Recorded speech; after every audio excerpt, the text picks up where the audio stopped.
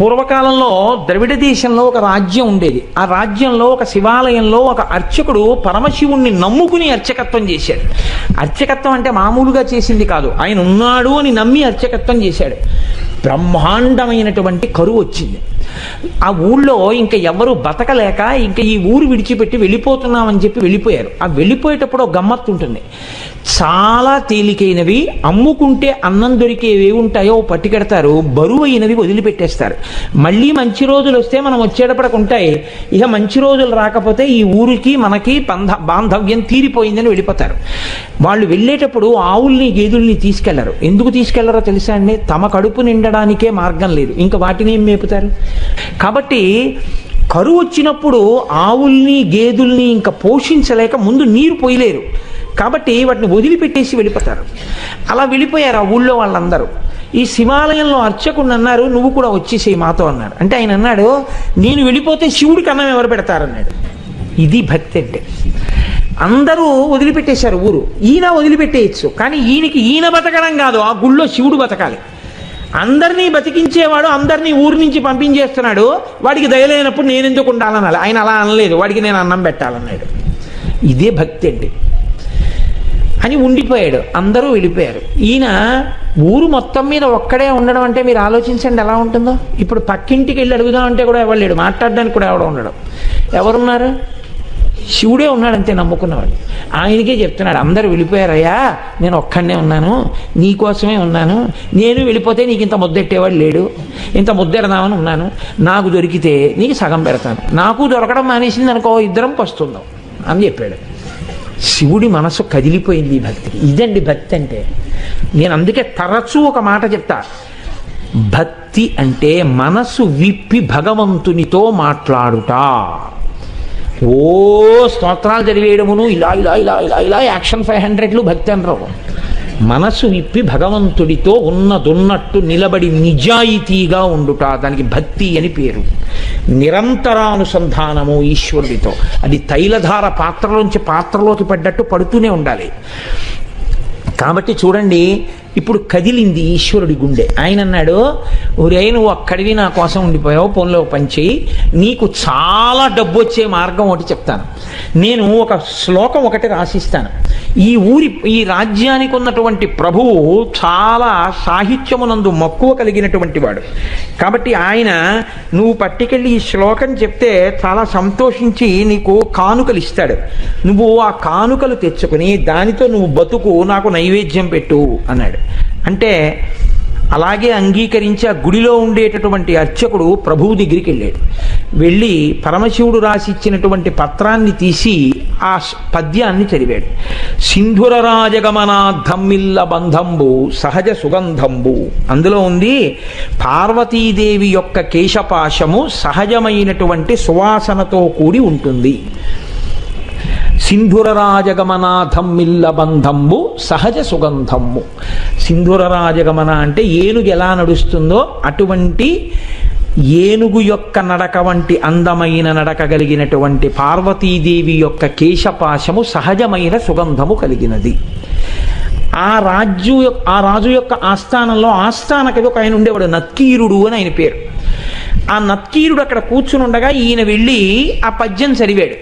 చదివితే ప్రభువు సంతోషించబోయాడు. నత్కీరుడు లేచి అన్నాడు, తప్పిది చెప్పరాదు, కవితా సమయంబున నొప్పు కాదు, నీవిప్పగిదిన్ రచయింపవచ్చునే అన విప్రుడు తెల్లబోయి, నాక పరమేశ్వరుండు ఈ వసుధాదిపుపై రచయించి ఇచ్చెగాని ఏ ఒప్పును తప్పునేనరుగా ఉత్తములారయటంచు క్రమరన్.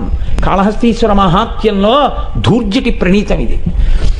ఆయన అన్నాడు, అయ్యయ్యో తప్పిది చెప్పరాదు. ఇలా చెప్పచ్చా? తప్పు. ఎలా చెప్తున్నావు? కవితా సమయంబున నొప్పు కాదు. ఒక కవిత్వం చెప్తే దానికి ఒక నియమం ఉంటుంది. ఏది సహజంగా ఉంటుందో అది చెప్పాలి. అసహజమైన విషయం రాడు. వెంట్రుకలకి సువాసన ఉండడం ఏంట్రా? ఎలా రాసుకొచ్చావు? కవితా సమయంబున నొప్పు కాదు, నీవప్పగిదిన్ రచయింపవచ్చునే, నువ్వు ఇలా రచనలు చెయ్యొచ్చా అని అడిగాడు నత్కీరుడు లేచి. పాపం ఆయన శివాలయంలో అర్చకుడు, పాపం కవిత్వం రాదు. నత్కీరుడంతటి వాడు లేచి గద్దించేటప్పటికీ హడిలిపోయాడు. హడిలిపోయి నమస్కారం చేసి కాళ్ళ మీద పడిపోయి అన్నాడు, ఈ ఆ పరమేశ్వరుండు ఈ వసుధాదిపుపై రచించి ఇచ్చే కానీ ఏ ఒప్పును తప్పు నేనురుగా ఓ ఉత్తములారయటంచు క్రమరన్. ఓ ఉత్తములారా, నేనేమీ రచించలేదు, నాకు తెలియదు.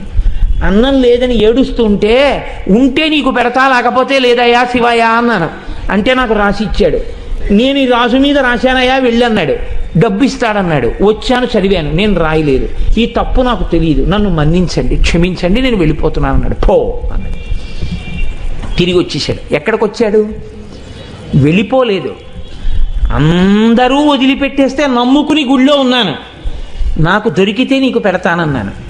ఫోన్లే, మర్యాద చేయకపోతే పీడాపోయేది, అవమానం చేయించాడు ఇలాంటి పద్యం రాసిచ్చి అని. ఇక గుడికి వెళ్ళడం మానలేదు, మళ్ళీ ఊరెళ్ళాడు. వెళ్ళి చాలా మనసులో కోపం. అమ్మ దెబ్బలాడుతూ సున్నిపిండితోటి నలుగు పెట్టేటప్పుడు ఉండేటటువంటి ప్రక్రియ మీరు ఎప్పుడైనా చూస్తే చాలా గమ్మత్తుగా ఉంటుంది. పిల్లాడు బిక్క మొహం వేసి ఎక్కడ గిల్లేస్తుందో భయం. వాడు ఇలా చేతులు ఇచ్చి ఇలా ఉంటాడు, అమ్మ వంక చూస్తూ. ఆవిడ మొన్న ఫస్ట్ యూనిట్ టెస్ట్లో 7 మార్కులు, రెండో యూనిట్ టెస్ట్లో 8 మార్కులు. అందులో గట్టిగా ఒత్తచ్చు కదా, ఒత్తేస్తూ చెయ్యి పట్టుకుని పైన కింద ఒత్తేస్తూ నిలబడు అని. మీ నాన్నకి పట్టదు, ఎప్పుడు ఉపన్యాసాలు అని ఇలా అంటుంటే తొడల దగ్గరికి వచ్చేటప్పటికి ఏ పిక్క తిప్పేస్తుందో అని వాడు అలాగే బిక్క చచ్చిపోయి ఉంటాడు. అలా ఈయన చేతిలో పాత్ర పట్టుకుని నమస్సోమాయిచ రుద్రాయిచ నమస్తామ్రాయిచ అరుణాయిచ నమశంగాయిచ పశుపతయేచ, గొప్ప పద్యం రాశావు అని పోస్తుంటే శివుడు బిక్క చచ్చిపోయి అలా ఉండి అభిషేకం చేయించుకుని, నువ్వు పెట్టకపోయినా నేను పెట్టాలిగా, ఇంత తిను. ఓం ప్రాణాయి స్వాహ, ఓం అపానాయి స్వాహ, ఓం యానాయి స్వాహ అంటుంటే ఆయన లేచి అన్నాడు, ఎందుకయ్యా అంత కోపం, ఏమైంది అక్కడ అన్నాడు. ఏమి తెలియని వాళ్ళే అడక్కు, సర్వజ్ఞుడివి, నీకు తెలియంది ఏం లేదు, ఎంత గొప్ప పద్యం రాశావు. మీ ఆవిడ వెంట్రుకలకి సహజ సువాసన. నక్కీరుడు నిలదీశాడు. ఏమిటి కవిత్వం అని అడిగాడు. కవితా సమయంబున నొప్పు కాదు, నువ్విప్పగిజిన్ రచయింపవచ్చునే అని అడిగాడు. సిగ్గుచేటై తిరిగి వచ్చానన్నాడు. అనేటప్పటికీ శివుడు అన్నాడు, వాడేవాడు ఈశాన సర్వ విద్యానాం ఈశ్వర సర్వభూతానాం బ్రహ్మాధిపతిర్బ్రహ్మ శివోమే అస్తు సదాశివోం. సమస్త విద్యలకు అధినాథుణ్ణి నేను ఇంతపాటి లేశమైన కవిత్వం ఇస్తే పలుకుతున్నాడు నత్తీరుడు. నేను రాసినటువంటి కవిత్వంలో తప్పు పట్టగలిగిన మొనగాడా నేనే పెడతానన్నాడు. ఒక బ్రాహ్మణుడి వేషం వేసుకున్నాడు, తలపాగా చుట్టుకున్నాడు, రాజుగారి సభలోకి వెళ్ళాడు. వెళ్ళేటప్పటికి అందరూ అబ్బో చాలా వర్చస్సుతో ఉన్నాడు. లేచి నిలబడ్డాడు. నిలబడేటప్పటికి ఇంకా ఎవరిని ఏమీ అడగలేదు, చాలా కోపంతో ఉన్నాడు. ఈ రాజుని మీదనే కవిత సాహిత్య స్ఫురన్మాధురీ చారు ప్రౌఢిమ చెప్పి పంప విని మాత్సర్యంబు పాటించి ఈ నక్కీరుండూరక తప్పు పట్టెనట. ఏది లక్షణమో అలంకారమో పదబంధమో రసమో చక్కని చెప్పుడా తప్పనన్. శివుడు నిలదీశాడు, ఎరా నేను ఈ రాజన్యుని మీదనే కవిత సాహిత్య స్ఫురన్మాధురీ చెప్పి పంప అద్భుతమైనటువంటి పద్యం ఒకటి నేను రాసి పంపించాను. ఈ నక్కీరుండు మాత్సర్యంబు పాటించి ఊరక తప్పు పట్టానట. అవతలవాడు పద్యం రాయడం ఏమిటి, నేను మెచ్చుకోవడం ఏమిటని కేవలం అసూయతో నక్కీరుడు తప్పట్టుకున్నాడు పద్యంలో. ఏది పద్యంలో తప్పెక్కడుంది చెప్పమనండి. లక్షణమో, ఏం పద్యంలో లక్షణంలో తప్పుందా? అలంకారమో, అలంకారం తప్ప. పదబంధమో, పదములు బంధం వేయడం తప్పొచ్చిందా? రసమో, రసభంగం అయిందా? చక్కని చెప్పుడా తప్పనం, ఏది తప్పు చెప్పు అన్నాడు. రాజు తెల్లబోయి ఈ కూడా ఎప్పుడు ఎప్పుడు అయిపోయింది, ఇప్పుడు గమాలను ఈయనెవరో వచ్చాడు అని. ఆయన వెళ్ళిపోయాడు కదా అర్చకుడు, ఈయనెవరో వచ్చాడు. ఓహో, కవిత్వం రాసిన వాడు ఈయనేమో. శివుడు అన్నాడే, మరి ఈయనేమిటి ఇలా ఉన్నాడు అనుకున్నాడు. ఈలోగా నక్కీరుడు గభాలను లేచాడు. తన పేరు కదా ఎత్తాడు, అందుకని నక్కీరుడు లేచాడు. అన్నాడు, అగజకునైనం తగు ఇలా మగువులకు తగదు మాను మాత్సర్యమింకన్ గగన ప్రసూనవాదము జగతిన్ ప్రత్యక్షమునకు సరియన తగునే. ఏమిటా నువ్వు మాట్లాడేది? కవిత్వం రాశావా? పద్యం రాసి పంపించావా? అగజకునైనం తగు, కొండకు పుట్టినటువంటి తల్లి కాబట్టి ఎత్తి పొడిచాడు. కొండల ఆవిడ పార్వతీదేవి కాబట్టి ఏమో ఆవిడ వెంట్రుకలకి సువాసన ఉందేమో. ఇలా మగువులకు తగదు, భూమి మీద ఏ ఆడదాని జుత్తు సువాసనతో ఉండదు. గగన ప్రసూనవాదము, ఆకాశంలో పువ్వు ఉందంటే ఎవడైనా నమ్ముతాడు? కనబడుతుందా ఎవరికైనా? ఎవడైనా అనుభవించింది ఉంటే చెప్పు, మేమెవరం చూడలేదు వాసన. నువ్వేదో రాసి పార్వతీదేవి కేశపాశం అంతా చాలా సహజ సుగంధంగా ఉంటుంది అంటే ఎలా ఒప్పుకుంటాం? ఇది ప్రత్యక్షమునకు సరియనతగునే మా కంటితో చూసింది అని సత్యమని మేము అంగీకరిస్తామా? అంగీకరించాం. ఏమిటి తప్ప అని 10 మాటలు అడుగుతాయంటే అందుకని తప్పే అన్నాడు. అనేటప్పటికీ శంకరుడు అన్నాడు, పార్వతీదేవి కేశపాశమునకు సహజ సుగంధముందో లేదో చెప్పగలిగిన వాడు ఎవరు? ఒక్క శంకరుడు. నేను చూస్తాను కాబట్టి ఆ కేశపాశం యొక్క వాసన, కాబట్టి నేనే రాసింది, నేను చూసిన వాడిని.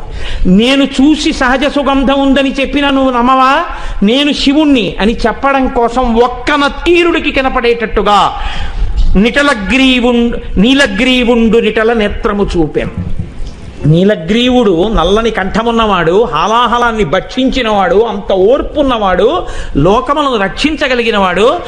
వీడికి నేను చెప్పింది నిజమే అని చెప్పాలని పరమశివుణ్ణి నేను అబద్ధం చెప్పవలసిన అవసరం లేదు. ఆమె నా భార్య. నేను నిరంతరం వాసన చూసిన కేశపాశం అది. నేను చెప్తున్నానని చెప్పడం కోసమని 3వ కన్ను చూపించాడు. చూపిస్తే అహంకారం అండి నక్కీరుడికి. తను నమ్మింది, తనకొచ్చిన 4 పద్యాలు గొప్ప అనుకున్నాడు. పరమశివుడంతటి వాడు 3వ కంటితో త్రయంబకుడై ఎదురుగుండా కనపడితే ఆయనే సుగంధిం పుష్టివర్ధనం ఉర్వారుకమివ బంధనాన్ మృత్యోర్ముక్షీయమామృతాత్ అంటాం. ఒక్కసారి మహాదేవుడి కాళ్ళ మీద పడితే ఏ స్థితిని పొంది ఉండేవాడో ఆయన అన్నాడు, తల చుట్టువార కన్నులు కలిగిన పద్యంబు తప్పు కాదనవశమే, వలదిచ్చట నీ మాయా విలసనములు పనికిరావు విడువమటన్నాను. 3వ కన్ను కాదు, నీ తల చుట్టూ కళ్ళు చూపించినా నువ్వు చెప్పిన పద్యం తప్పే. అహంకారం చూడండి ఎలా ఉంటుందో. అన్ని విద్యలకు ఆలవాలమైనటువంటి శంకరుడే వచ్చి చెప్తే ఎందుకు వచ్చిందిరా? మహానుభావుడు చెప్తున్నాడు, ఏమో నా తల్లి కేశపాశమునకు సుగంధం ఉండి ఉండవచ్చు. ఆ అనుభవము, నేను అలా అమ్మ కేశపాశ దర్శనం చేయగలిగిన భాగ్యాన్ని శంకరా నాకు కూడా కృప చెయ్యని పాదాల మీద పడాలి. తన విద్యతో వాదన చేస్తున్నాను అనుకున్నాడు. నీ తల చుట్టూ కళ్ళు చూపించినా నీ పద్యం తప్పే అన్నాడు. వెంటనే శంకరుడు అన్నాడు, నీవు కుష్ఠవ్యాధి చేత భయంకరముగా పీడింపబడదువుగాక. ఉత్తర క్షణంలో ఒళ్ళంతా వివరణమై కుష్ఠవ్యాధి బయలుదేరింది. ఇప్పుడు పరమశివుడి కాళ్ళ మీద పడ్డాడు. అయ్యయ్యో తండ్రి, వచ్చిన 4 ముక్కలకి కన్ను మిన్ను కానక అహంకారంతో ప్రవర్తించాను. ఖచ్చితంగా జగదంబ యొక్క కేశపాశము సుగంధభరితమే అయి ఉంటుంది. నన్ను అనుగ్రహించి నాకు క్షమాభిక్ష పెట్టు అని ఆయన కాళ్ళ మీద పడ్డాడు. శివుడు అన్నాడు, నువ్వు కైలాస పర్వత శిఖర దర్శనం చేస్తే నీ యొక్క పాపం పోయి నీకు మళ్ళీ ఆరోగ్యం కలుగుతుందని అంతర్ధానం అయ్యాడు. ఇప్పుడు ఈ కుష్ఠవ్యాధితో బయలుదేరాడు. ఎంత వర్ణించాడో దుర్జటి. ఎప్పుడైనా అవకాశం ఉంటే కాళహస్తీశ్వర మహాత్మ్యం చెప్తాను, అప్పుడు విందురు గారు. అప్పుడు మహానుభావుడు ఉత్తర భారతానికి నడిచి వెడుతూ కైలాసం కనపడక కుష్ఠవ్యాధి పెరిగి వేళ్ళు కాళ్ళు ఊడిపోతుంటే ఏడుస్తుంటే ఆనాడు సుబ్రహ్మణ్యుడు ప్రత్యక్షం అయ్యాడు ఒక చోట చెట్టు కింద. ఓరి పిచ్చాడా, మా నాన్న హృదయం నీకు ఇప్పటికీ అర్థం కాలేదు. కైలాసం అంటే కుష్ఠవ్యాధితో అక్కడ కడతావా? దక్షిణ కైలాసం కాళహస్తి శిఖరం చూడమన్నాడు రామా నాన్నగారని చెప్పి కాళహస్తి శిఖరం చూపించాడు. వెంటనే కుష్ఠవ్యాధి పోయింది. అప్పుడు అక్కడే ఉన్నటువంటి పాతాళగంగలో సరోవరంలో స్నానం చేసి శంకరుడి మీద ద్రవిడ భాషలో ఆయన బ్రహ్మాండమైనటువంటి కావ్యరచన చేశాడు. కాబట్టి అమ్మవారి యొక్క కేశపాశమునకు సహజమైనటువంటి సుగంధం ఉంటుంది అని చెప్పి పెద్దలైనటువంటి వారు ధ్యానమునందు అనుభవించారు.